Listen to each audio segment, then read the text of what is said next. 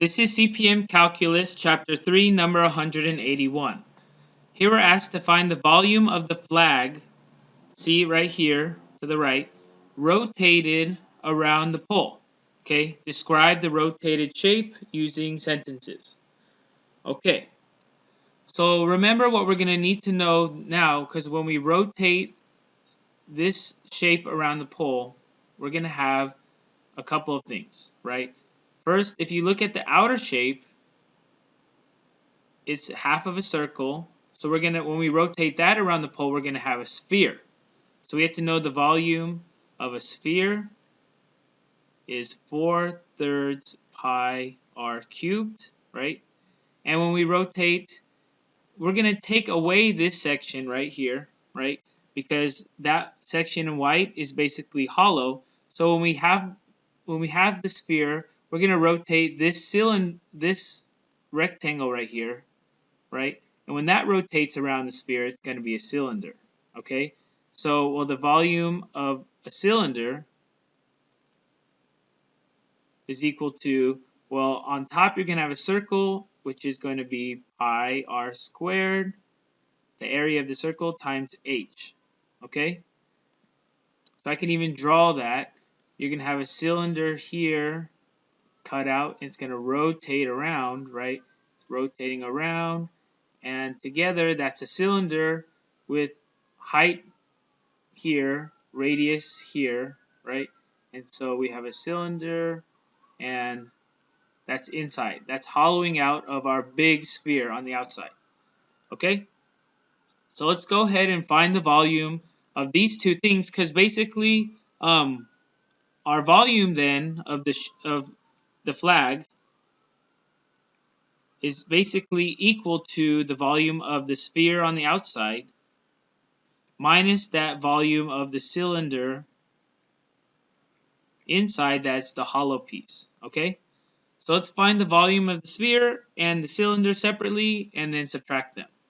Okay, so the volume of the sphere. Well, the sphere, we need to know the radius of it. So looking at this picture, right, the radius is basically from this point to any part of the outside edge of the circle, right? So I'm going to use, looking at this point right here, this radius here, right? If that's my radius, how can I find the length? Well, if you look at that being the radius, what is this length here? If that's the radius, right, well, we know that this whole length is 8 on the bottom. So cut it into 2. This is 4, right? So this is now a right triangle with one side 6, one side 4, and the radius of my sphere is the hypotenuse of this triangle, right? So how can I find that? Well, I know c squared is equal to a squared plus b squared from Pythagorean, right? Plugging in what we're given, c is the hypotenuse, so that's r squared is equal to 4 squared plus 6 squared, right? That's equal to 16 plus 36, or 52. So r is equal to square root of 52, right? Okay, so r squared of 52, we can simplify that. When we simplify, let's go ahead and simplify it. Simplifying that, well, what are the factors of 52? Well, we have 4 times, do we have 4? Wait, sorry. What are the factors of 52? If we divide it by 2, it's going to be 2 times 26, right?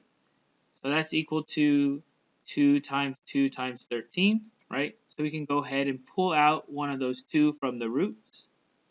One of those 2's from the root. So that's equal to 2 square root of 13. Okay, so then we have the radius. Well, what is the volume of the sphere? So the volume of the sphere then is equal to 4/3 pi r, we know, is 2 square root of 13 cubed. Okay, so let's go ahead and simplify that. 4/3 pi. This we know distributes to each of these, so it's 2 cubed times square root of 13 cubed. That's equal to 4/3 pi times 2 times 2 times 2 is 8. Let's go ahead and write this as a fractional exponent, so 13 to the 1/2 power cubed. 8 times 4 is 32, so I'm going to combine these. This is over 1, so 8 times 4 is 32, 3 times 1 is 3. So 32 over 3 pi times 13 to the power of 3/2. Okay? So that is the volume of the sphere. And the units were not given, so I'm just going to say units cubed. Let's go ahead and now look at the volume of the cylinder inside. Okay, we drew it here, right? Well, we know that if you're looking at the top, right, of the cylinder, this radius is just looking at if we ignore the sphere, we're just looking at this rectangle here. The radius then is 6, right, as it goes around the flagpole. The height here is 8, okay? So the volume of the cylinder then, we know is pi r squared h, and that's equal to pi times 6 squared times h, which is 8, right? So that's 36 times 8 times pi. I'm going to use a calculator to do that. So that's 36 times 8 is equal to 288 pi. Again, we're looking at volume, so that's the units cubed. Okay? So our flag then rotated around is going to again have the volume of our flag is just volume of the sphere minus the volume of the cylinder. So that is 32 over 3 times 13 to the power of 3/2 pi minus 288 pi, and this is all units cubed. Okay? We could plug that into our calculator to approximate it. That's 32 over 3 times 13 to the power of 3/2 times pi, right, minus 288 pi. Okay? You can go ahead and verify that this is how you want it to look. Yep. Okay? And right, we put in 32 minus, and let's go ahead. This is how they simplified in the calculator in our TI-89. Well, let's go ahead and approximate it, because that's what we want to do.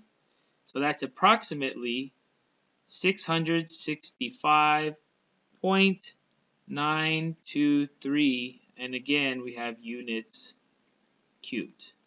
All right, that is the volume of our flag rotated around the pole. Okay, so how would you describe this? So let's use sentences. So this is basically the flag rotated around the pole is a sphere with a hollow cylinder inside, right? Hollow cylinder in the middle or inside. All right, that's how I would describe it, as like a hollow cylinder inside the sphere. Okay, so that ends CPM Calculus Chapter 3, number 181.